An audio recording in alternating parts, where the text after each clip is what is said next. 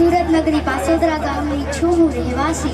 શોખ છે મારો વર્તમાન પરિસ્થિતિને તમારી સામે લાવવાનો, અંત મારા હૃદયમાં ઉતારવાનો. એવી લુહારપુરમાં જન્મેલી દીકરી મકવાણા આયુષી બકુલભાઈ નામ છે મારું. ત્યારે સમૂહ લગ્ન ઉત્સવમાં દાંપત્ય જીવનની શરૂઆત કરતા તમામ નવયુગલોને મકવાણા આયુષી બકુલભાઈના વંદન.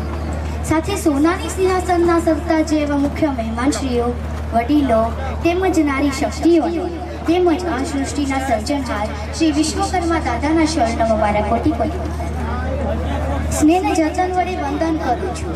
સ્નેહને જતન વડે વંદન કરું છું. શબ્દને કાગળમાં મૂકીને તેને ચંચળ કરું છું.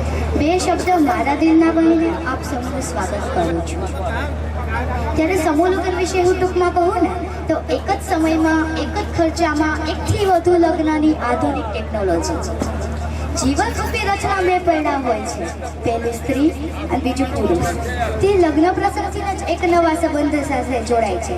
જ્યારે ખોટા ખર્ચા સિદ્ધ થાય એ મારા હૃદયની તમારા સમક્ષ વાત કરવી છે. કોણ જાણે સમાજની કેવી રીત હશે, કોણ જાણે સમાજની કેવી રીત હશે.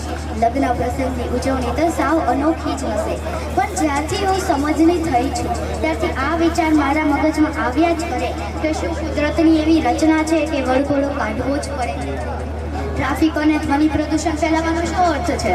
શું ડીજે વગર સપ્તપદીના ફેરા નથી ફરી શકાતા? આપણા પેટની ભૂખ 80 થી 100 ગ્રામની હોય છે, તો 600 થી 800 રૂપિયાની ડીશની શું જરૂરિયાત છે? નવયુગલોની રીત તો પાલવે બંધાય તો ચોરીનો માંડવો લાખોમાં કેમ લખાય છે? આ શુભ પ્રસંગે દીકરી પાર્લરમાં તૈયાર થાય એમાં કઈ વાતો નહીં. એના પર ઘણા શોખ હોય છે, એને પર ઘણા સપના જોયા હોય છે. પણ જ્યારે મૂળ જજે ઉગમણે દેશ એવા ગીતો ગવાય છે ત્યાં ડીજેના પડઘા કેમ સંભળાય છે? શું મામેરું વધાવવું જ પડે? સોશિયલ મીડિયા પર એક પોસ્ટ ખૂબ વાયરલ થયો કે મામેરાની વિધિ સમયે એક બેનની આંખમાંથી આંસુ આવી ગયા. તેનો ભાઈ તેની માટે ઓછું મામેરું લાવ્યો એ માટે નહીં, પણ લગ્નમાં હાજર થયેલી સ્ત્રીઓ તેના ભાઈનું સામાન્ય મામેરું જોઈને તેનું મજાક ઉડાવતા હતા.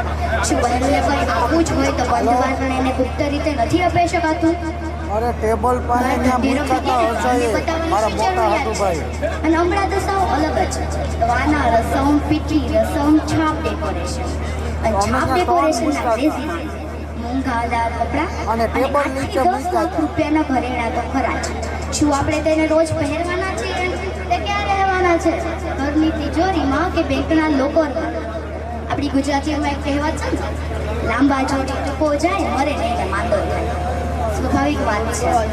મોંઘાદાર ખર્ચા અમીર વર્ગ અને પૈસાદાર લોકો કરે, પણ નાનો માણસ પોતાની હેસિયતથી વધારે કરવા જાય ને તો મુશ્કેલીમાં પડાઈ જાય. કોરોના આવ્યો પણ આપણને એક વાત સમજાવતો ગયો કે માણસ ઓછા ખર્ચે પણ પોતાનું જીવન સારી રીતે જીવી શકે છે.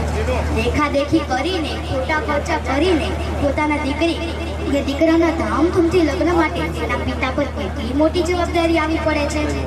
આ બધું જાણવા છતાં મૌન સેવાય છે. આ બધું જાણવા છતાં મૌન સેવાય છે. દુઃખ તો ત્યારે થાય છે, નથી ને તો એ કરવા જાય છે અને અંત સુધી હપ્તા ભરાય છે. કદાચ એટલે સમૂહ લગ્નનું આયોજન એ માટે કરવામાં આવ્યું છે કે માણસ પોતાની ગજા ઉપર ખર્ચ ન થાય અને તેની મૂડીને અંત સુધી બચાવી શકે, એટલે સમૂહ લગ્નનું આયોજન કરવામાં આવ્યું છે. સમૂહ લગ્નનું આયોજન કરતા તમામ પ્રાચી યુવા ટ્રસ્ટ અને તેને ટીમને હું દિલથી બિરદાવું છું.